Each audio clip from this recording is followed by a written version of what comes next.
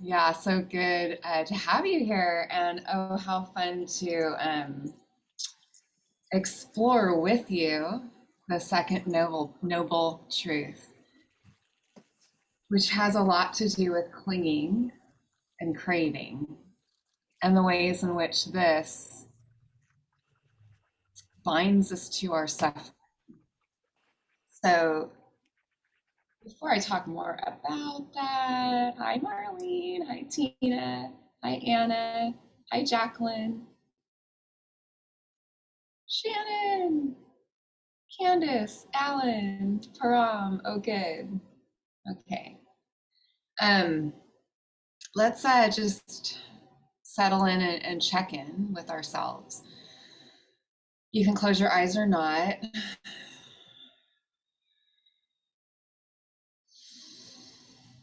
Just beginning to let awareness sort of settle into your body and just an opportunity for you to arrive. We're often doing even when the body isn't doing. We're rinsing the cups off, but we're thinking about our meeting later. We're so often driving our sense of ourselves from how we think it's going to be later.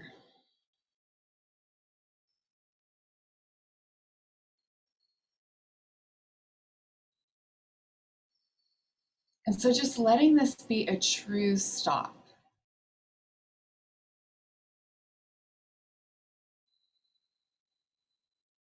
Willing to touch in a little bit more with whatever is inside of your body, however you might be feeling or whatever you might be thinking as we begin our Dharma talk and then meditation.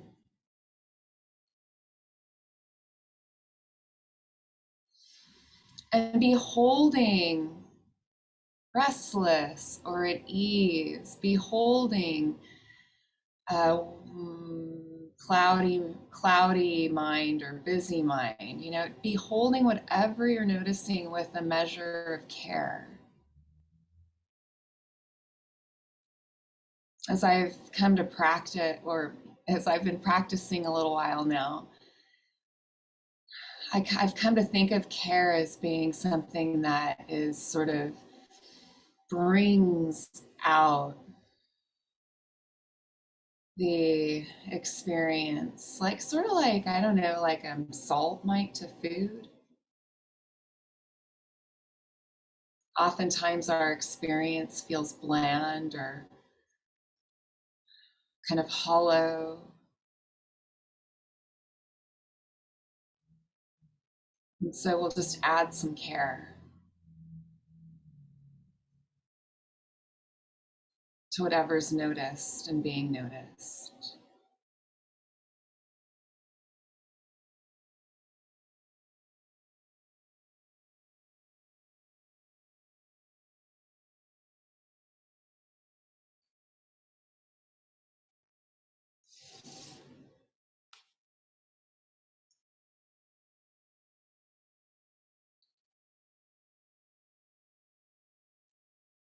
And then tuning into intention. It's really good to excavate intention, to just ask the question, what is it that my heart most wants to feel or receive?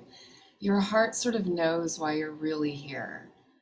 And so just asking the question with no demand of answer, response, and allowing the images, the impressions to percolate. You might even be surprised by what really brought you here today. And may our time together serve to guide you towards the deepest connection to your enoughness, to your wholeness, to your true nature available to you at this time. And may it be with ease and with grace for your benefit and the benefit of all those whose lives you touch.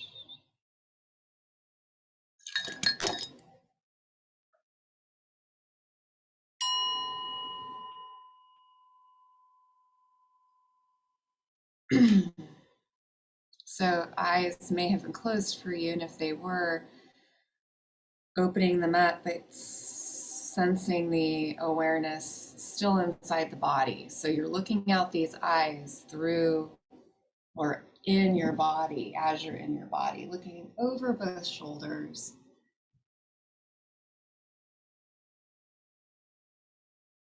Reminding your nervous system that you're safe.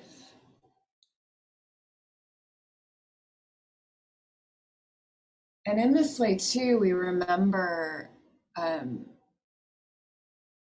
include our nervous system as we orient to each other now, and you sort of take a look at the Sangha that's gathered on this. If you're watching, if you're, you're here on a Tuesday live, and, here you are, and here we are. And so just allowing this continual, cultivation of embodiment to happen for you as you reap the fruits of your practice, right? This is like why coming together in Sangha is, what we do here together is, I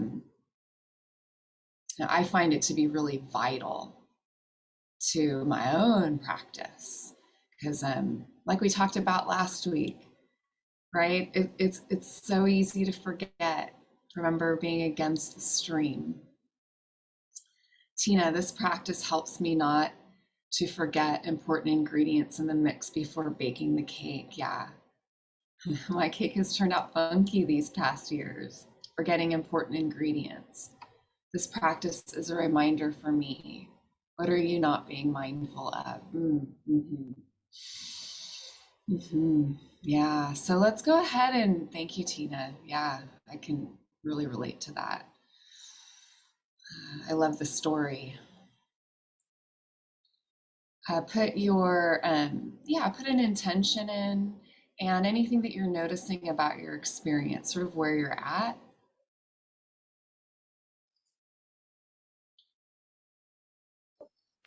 I was gonna say, I can relate to being a cake. I always have to remind myself, what kind of cake do I want to be or eat today? And coming here keeps me grounded and present, because that's that's what I stand for, is being still. And when I'm there, everything works. It's only when I get trapped in the head and mind. Thank you, Candace. Thanks for sharing that intention with us.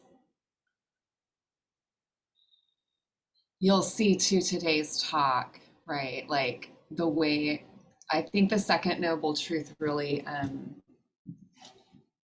start to get more tuned into the way the particular ways in which, and I want to say way, there's one particular way in which we leave presence, right? Which is like Candace's stand. I'm like, well, yeah, and then it's like, because when you're present, sort of everything, everything seems to work out pretty well. Like we've all had those moments. Let me see here. I've been falling behind with my meditation practice. So this is a great chance to reconnect and focus. That's why I got the it hit me to text you.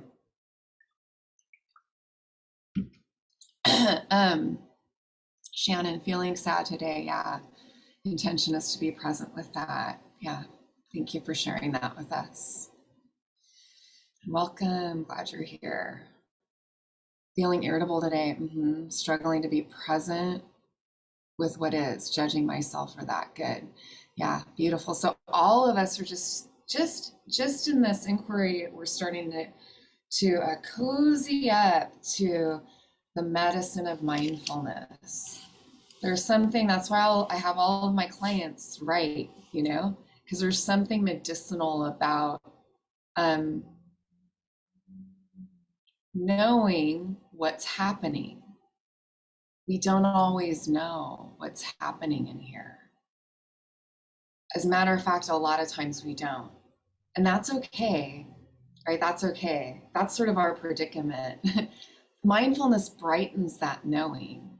The more we practice, the brighter, our awareness becomes. And so then the more we notice what's true for us, I'm starting to feel something here, right? Then it's like that, just things are they're more workable. Things are always workable, by the way. Doesn't matter how far down the path you catch it. It could be your last breath. It's still workable. But our practice really enables us to dial down, right? We're all here for freedom. Emotional, temporal, other kinds of kind of just this inner freedom in some way, shape, or form. We want to feel, another way I like to put it is wholeness, this sense of nothing missing. Shannon points to in the chat, she's sad, and her intention is to be present with that. Her intention isn't not to be sad. Her intention is to be present with sadness, and maybe to be present with whatever's hard about sadness, which can make it hard for us to be present with it. Anna, feeling restless, my intention is to settle back into practice and care after being gone. Oh my gosh, right? You're landing back at home. It's all beginning again. Right? It's you probably acclimated quite a bit to being there, and now you get to acclimate to being here. So be patient with yourself. Oh, Jacqueline, I'm so glad you're here. Feeling like I want to lean into realignment, and shifts in my life. Intention is to explore and learn more of what's true for me. Yes. Good. Glad you're here. You're all in the right place. And I find that this, just the exploration of these, the Four Noble Truths, it really, even though they're practical, pragmatic, they can help us really know ourselves, and also through knowing ourselves, know others more deeply, and be more in cadence with love, as love is defined as this moment arising.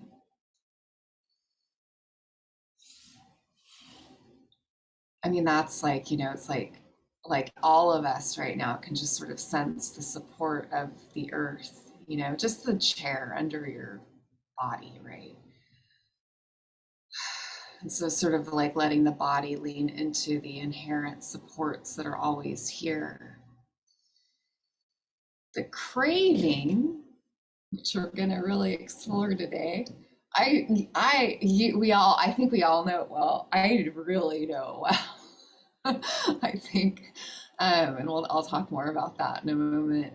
But craving, it has this way of taking us away from love.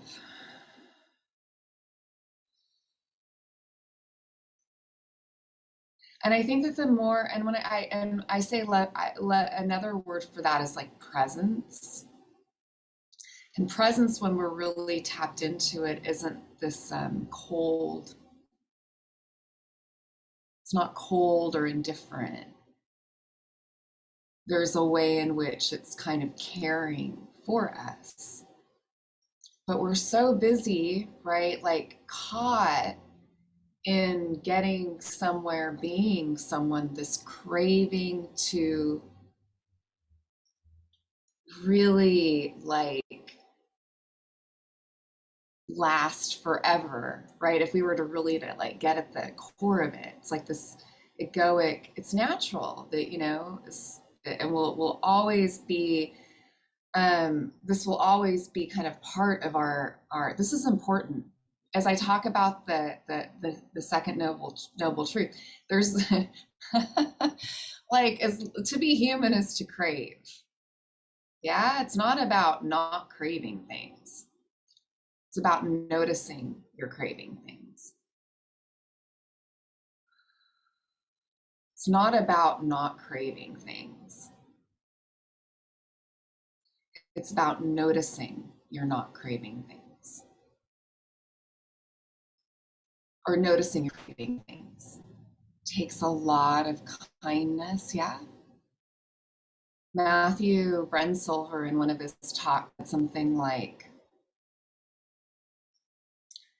yeah, when we don't befriend our animal body, we'll hate parts of ourselves. This is kind of in that terrain, right? No one likes the hungry ghost, right? In Buddhism and the teachings, there's this like this imagery of a hungry ghost, and I think the hungry ghost points really well to craving. It's this being with a really big swollen belly, so hungry, but little teeny tiny mouth. So you can't get the food. You can't get satisfied. You can't satisfy yourself. And we become hungry ghosts. And this happens a lot, right? But remember, we're getting better at catching it, maybe. Like we are getting better at catching it. We get to be really patient with ourselves. But whenever we get hooked into thinking that our inherent enoughness is bound up in chocolate cake or rosé, or your partner buying, or your partner showing you that they care for you by bringing you flowers on a regular basis. Like I'm just bringing up some examples that we sort of like, oh, like that's gonna do it. That'll do it. Because what we're up against is this longing. I don't think we can talk about craving and not talk about longing at the same time. I love talking about the longing actually, because it's like, aren't you like, don't you long for peace? There's just this kind of, it's like almost a hunger. We're all walking around with it, I think, but we don't like talk about it. And so it's just sort of like, okay, this longing, this hunger, this is wholesome, this is good, this is what moves us in the direction of our becoming. So there's nothing wrong with desire or longing, because that longing causes us to seek. And and then we come to the practice, it's like, oh, actually it's like the backward step. Okay, there's something here, looking out here, right? First noble truth. No matter what you do, there's going to be pain in life, in your life and other people's lives. This is the suchness of this realm. Everything's coming and going. So to try to, now I'm getting into the second noble truth, to try to get that inherent sense of enoughness from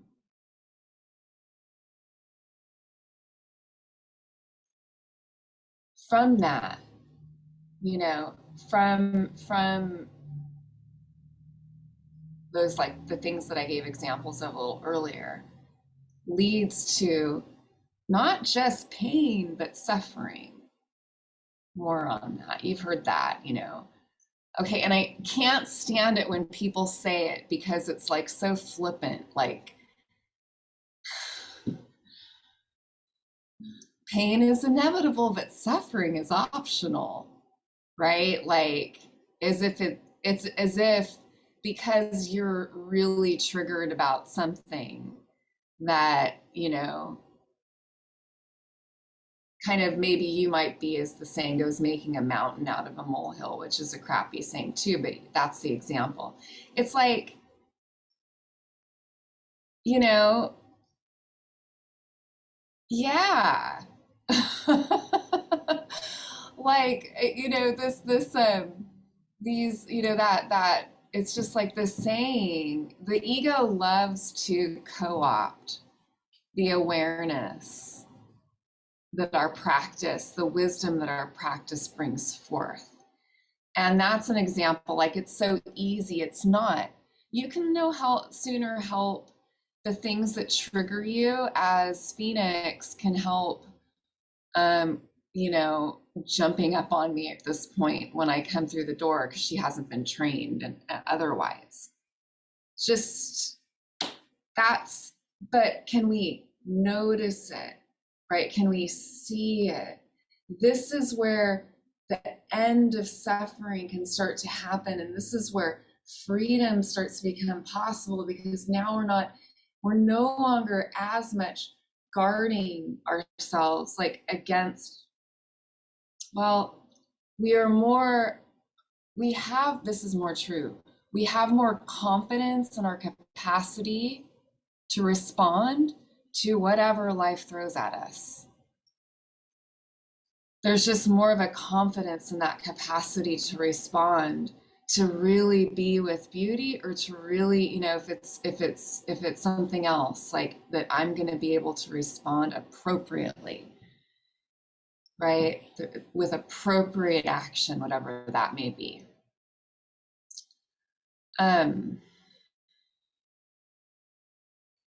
This is from Rick Hansen. The mind evolved to help us survive, and it does so by trying to figure out stable patterns in the world and in our life, and to develop lasting solutions to life's problems. As a result, our mind is forever chasing after moments of experience or moments of reality, trying to hold on to them, to understand them, to get a grip on them, to control them.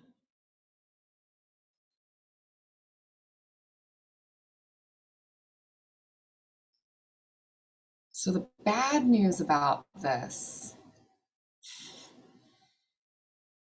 I mean, there's like, it's good though, because the more we can understand it, the more we comprehend this, the more freed up we are from it. Right? That's why it's not like a downer to talk about, because you get it. Like to say I'm sad out loud in the clean blue air, there's something wholesome about that. This.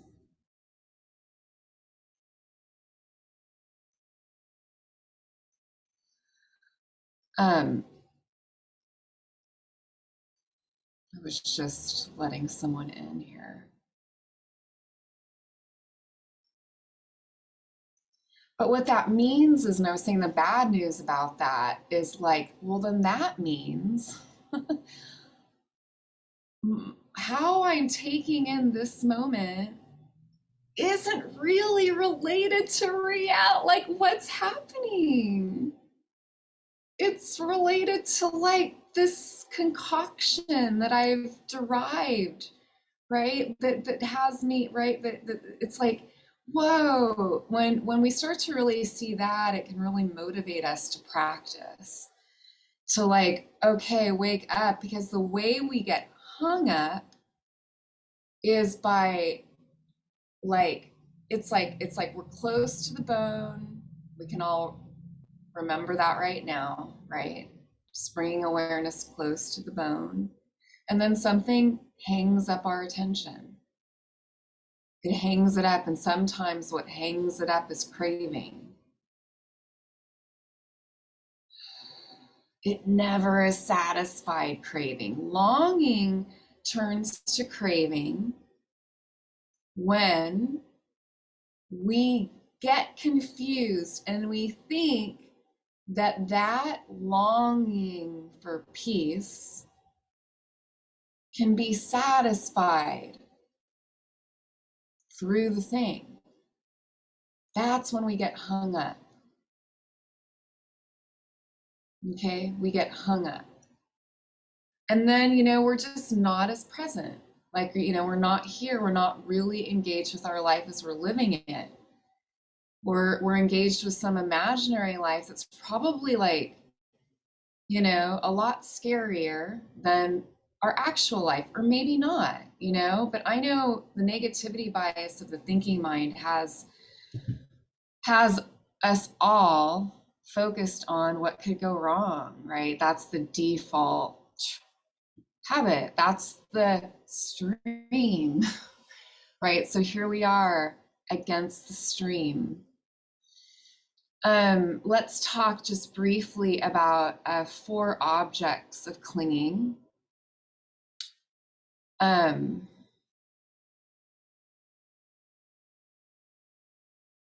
So the Buddha described these 4 main targets of clinging.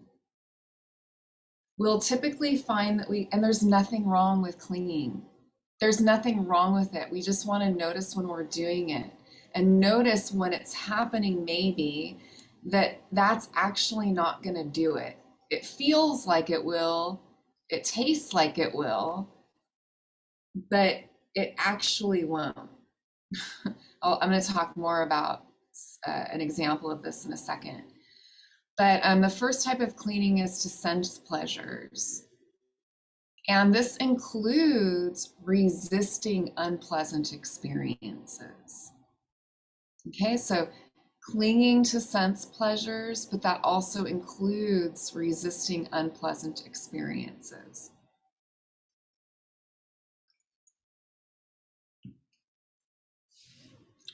So it's like, it's interesting for me to just watch what my body will resist.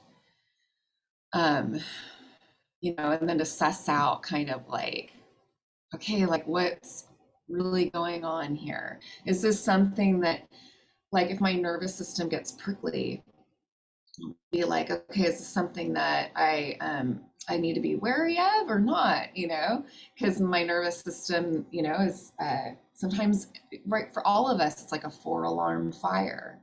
So we might really resist something. And then the other is to the notion or sense of self. So it's sort of this way that we're always like, I'm a person who, I'm a person who, I'm a person who. And it's okay, we all do it. My daughter does it, it's funny. And then the inner evaluator in my head will be going, you're not a person who ever does anything, but I don't say that, but she's like, I'm a person who likes to talk a lot. I'm very extroverted, right? So she's developing her sense of herself. Very, it's just great. And so it's just interesting to watch, like, I'm a person who, to views. I don't think I need to say anything about this one. No matter what your view, if anger is having the last word, then if shame is having the last word, it's sort of like, it's really good, right, to like have some, to question shit. It's good to question shit, even your own views, even your own views, right? It's like almost like we're all like that the testing hypotheses out. Well, for now, this is true, but you're always changing. So to have a really solid view is right. We all, you know, yeah. So it is not. It's not It definitely binds us up in suffering. And the last object of clinging is to routines and rituals, which was an interesting thing for me to behold when I was doing some research preparing for this talk. I was like, oh my gosh, you know, clinging. Oh, yeah, I want to have it like this. It's got to be like that. I do that a lot, me. Like this one, I'm like, woo, I cling to routines and rituals. Like, wow, that's an interesting thing for me to watch. I used to do it a lot more. Um, I used to be a lot more tight and tense and almost, you know, obsessive about my routines uh, before I started mindfulness practice. But you know, yeah, so it's just interesting to watch and be curious about. This is from Ajahn Chah. When the heart grasps what is painful, it is like being bit by a snake. And when through desire it grasps what is pleasant, it is just grasping the tail of the snake. It only takes a little while longer for the head of the snake to come around and bite you. Okay, so the second arrow. The second arrow is like really what the second arrow is the mental chatter, mental proliferation, the way the body mind grasps at a false refuge. And if we keep in the direction of the false refuge, that's the second arrow. Right? We can include all of the negative self-talk that happens. Because it can also, the second arrow can arise as, oh, I shouldn't be feeling, thinking this way, right? So it shouldn't be like this. So remember that the sense pleasures, it's either it can be pushing away or clinging. It's not just the clinging, like holding. It can be clinging in the opposite direction.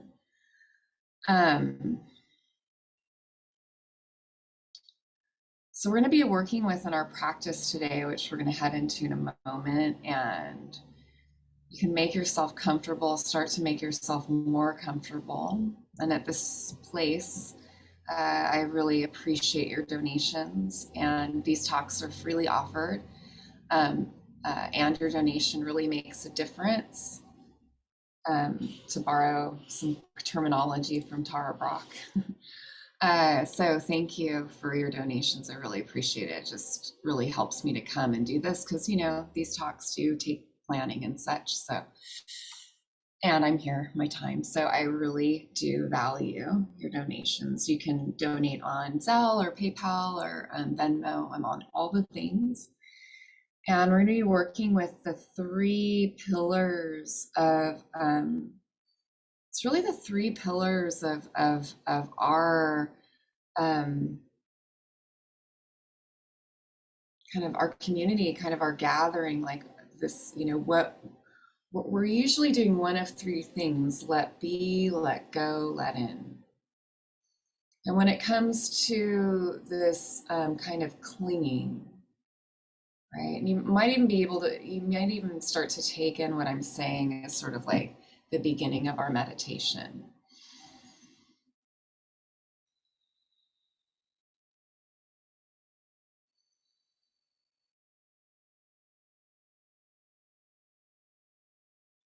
We can kind of sense the clinging. You know, you can even like, you might even notice like how your body feels in this moment, and if there's any kind of way, like anything you would describe as kind of grasping or clinging.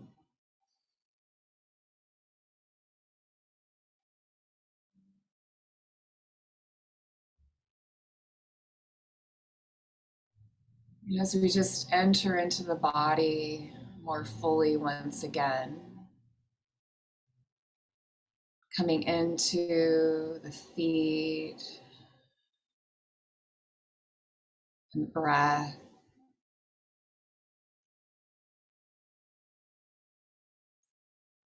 inhabiting this fathom long body as best as you can.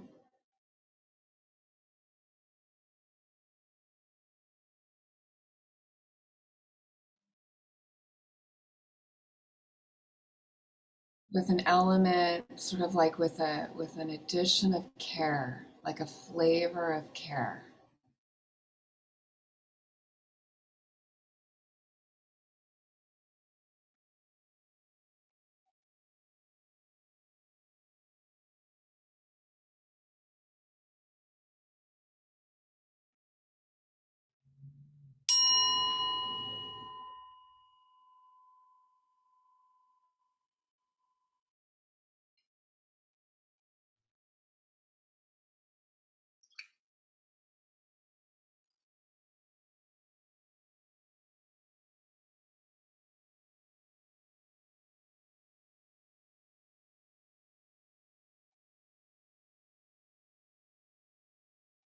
How would care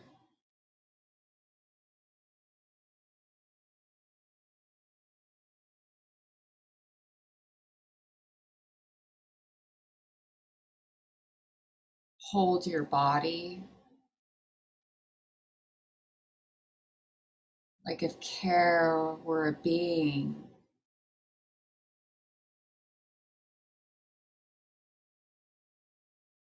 how would she uphold her body?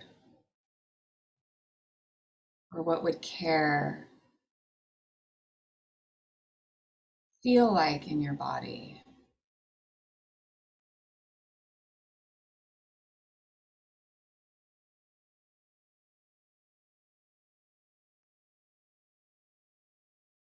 Now, just letting awareness in a really simple way settle on your inhale and your exhale, just the rise and fall of your breath. As you notice the way your awareness also sort of sinks and settles in the silence.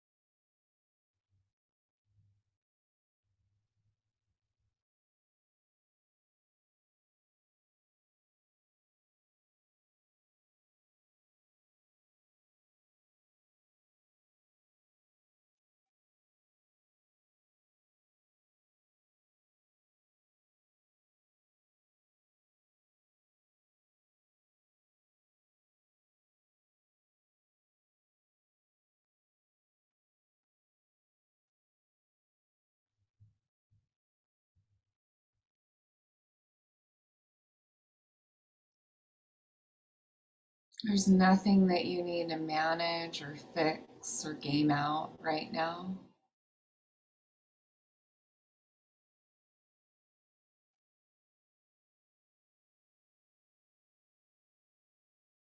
Just letting awareness sink and settle, coming back to the sinking and settling.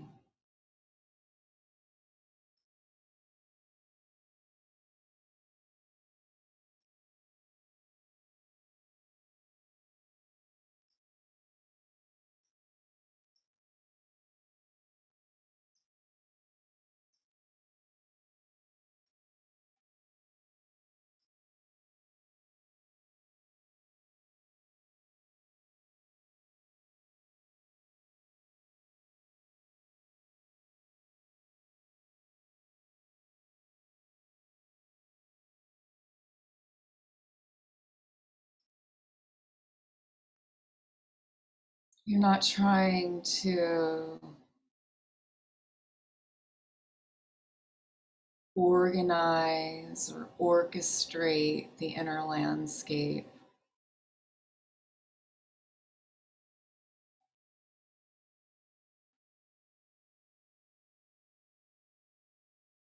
You're just really meeting it.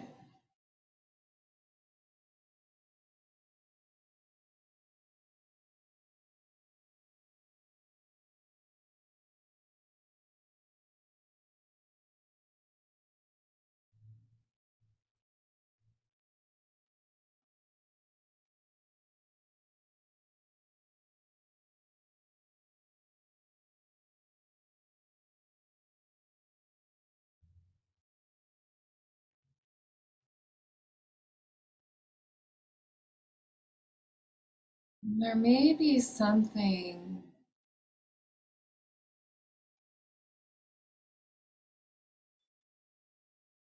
in your life that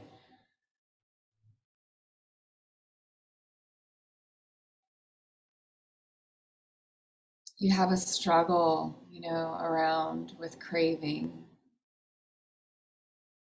Something you push away or hold on to. Could be an addiction,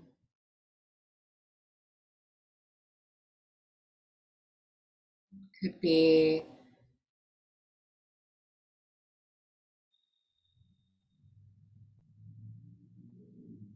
something that you really, really don't like.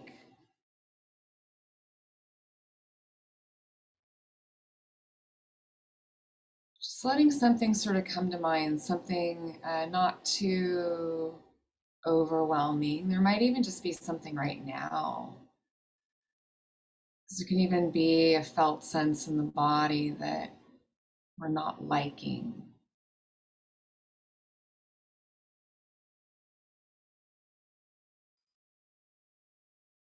You can bring a hand to whatever felt sense in the body is sort of lighting up in the inquiry. Where do we feel this holding, this grabbing, or this pushing?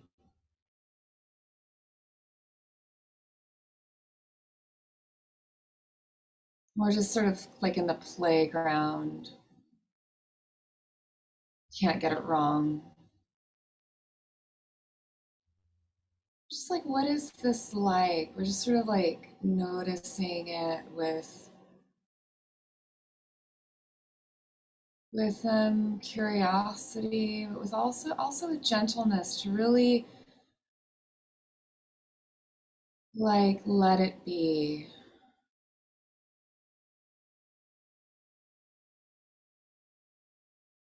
You don't have to like it to let it be.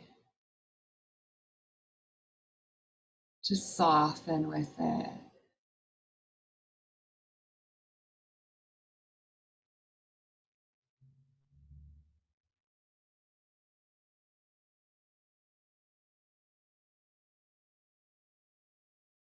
You recognize that this sensation, that whatever we might be feeling in our bodies, that's changing.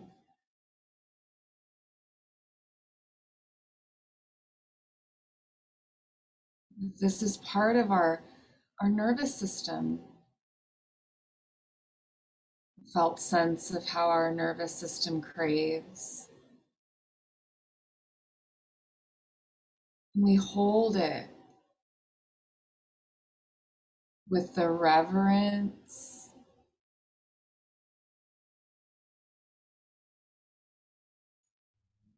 and the mothering or the fathering or the caring that it deserves.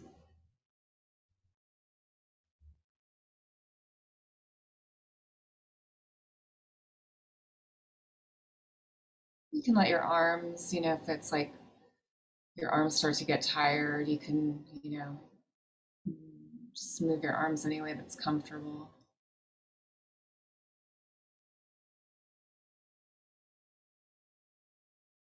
letting that go. Just resting with whatever's here now.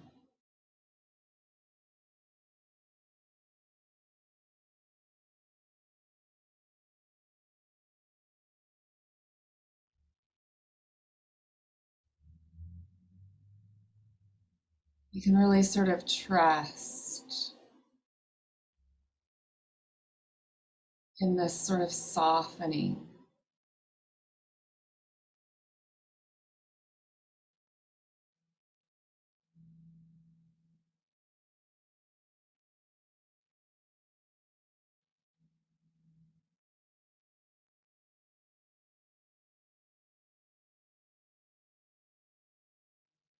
Softening with what's here.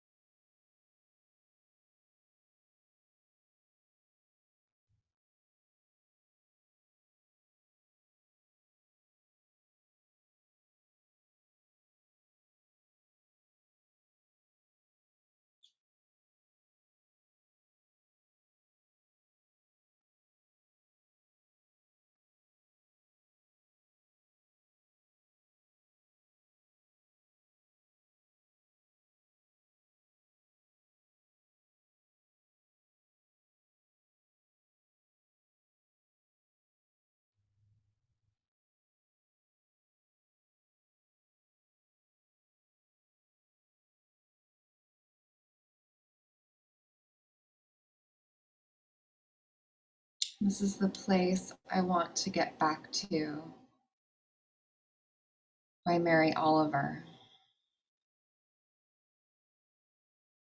The place I want to get back to is where in the pine woods, in the moments between the darkness and first light, two deer came walking down the hill. And when they saw me, they said to each other, okay, this one is okay. Let's see who she is and why she is sitting on the ground like that, so quiet, as if asleep or in a dream, but anyway, harmless. And so they came on their slender legs and gazed upon me, not unlike the way I go out to the dunes and look and look and look into the faces of the flowers. And then one of them leaned forward and nuzzled my hand.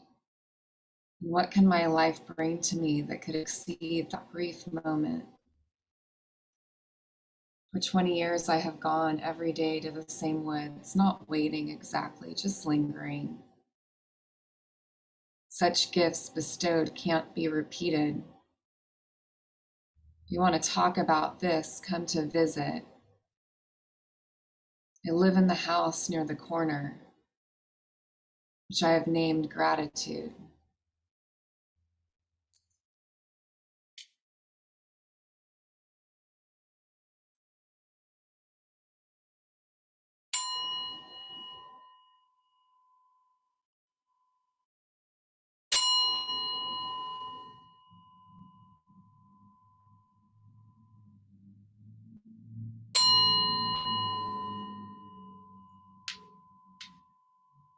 Bring palms together in front of our hearts if you like.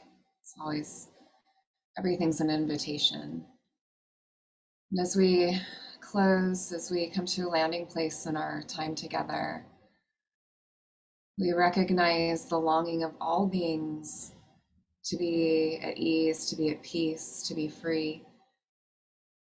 And we recognize that recognizing that all beings have this longing inspires within us an offering of the merits to our practice, to all beings in the four directions. Whether they be able to practice or not, we recognize our good fortune.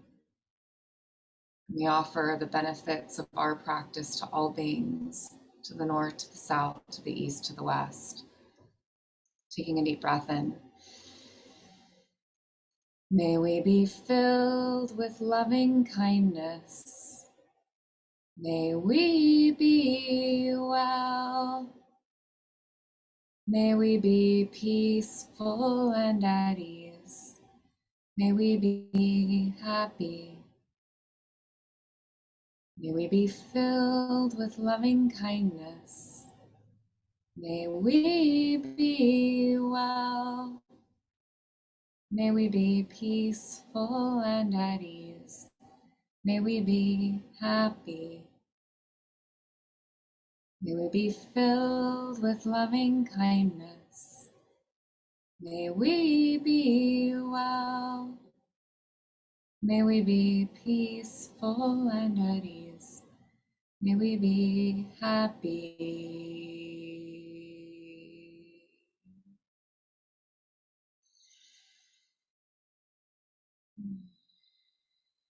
And thank you for sharing your practice with me this morning.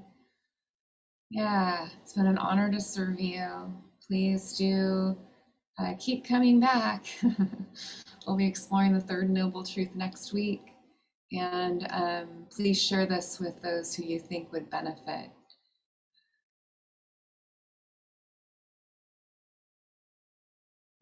Blessings. Namaste. Anything in particular that you want to share as you as a takeaway from this exploration of craving? Any ahas? Anything helpful? And then the meditation being an opportunity for us to sort of work with what that pause feels like. I know what one, not to fight it, just to observe it and be with it. Yeah, good. Thank you. Yeah, not to fight it, because it's like we want to, because usually the sensations can be unpleasant. Yeah. I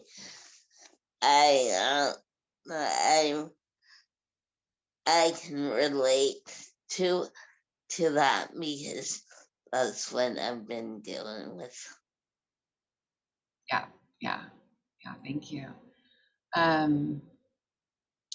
Shannon, watching for when I resist out, feel like something needs to be a certain way. Yeah. Right, so we're really tuning in. This is embodied mindfulness, right? We're really tuning into how this experience is unfolding in the body, along with, right, the mental proliferation that goes with it. But the sensations in the body, if we can contact them with a certain level of softness, you can think about it like we're touching in on the root. Thank you, C. You hit on so many ingredients that I know of and never added in the batter. Oh, yes, practice, Tina. That's right. That's why you're here. Marlene, question your own views, right? I know that one, Marlene, seriously, that's a big one for me because I am right.